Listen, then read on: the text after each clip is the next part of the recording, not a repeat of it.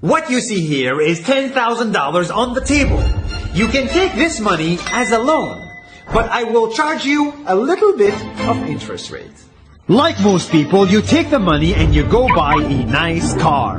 But in 10 years, it's time to pay me back. And because of interest rates, now you owe me $20,000 and not 10. You will say, I don't have money to give you. And if you don't, I take your car and a piece of your house. This is how debt works. And after 3 years of traveling the world, I noticed that this is exactly what China is doing. For example, take the small island nation of Sri Lanka. This developing country needs money and China has a lot of it. So Sri Lanka took billions of dollars in Chinese loans. It was easy money just there to be taken. And with that, they built skyscrapers, highways, airports, and shipping ports. The country grew and prospered. But few years later, this easy money came with interest rates, and Sri Lanka was so much in debt that it couldn't pay back China its money.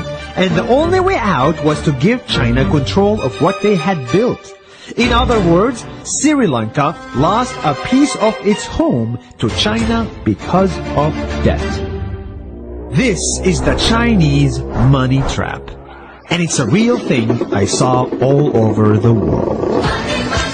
In Papua New Guinea, I saw $2 billion in loans given by the Chinese to build skyscrapers, infrastructures, and ports.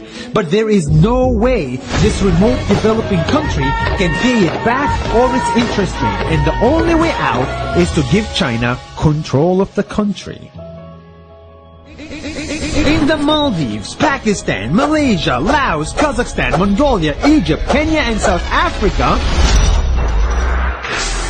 the same thing is happening, and many countries are struggling to pay back Chinese loans. If you look closely, all these infrastructure projects like highways, ports, and bridges connect to China through the sea or through the land to form something far bigger, far more powerful than just a bridge. A new Silk Road. The world is already made by China, and I think slowly it will be owned by China. Don't get me wrong. Building bridges, ports, highways, and airports is a great thing for the people and the country. But they come at a very high cost. And when these countries can't pay back the loans, these countries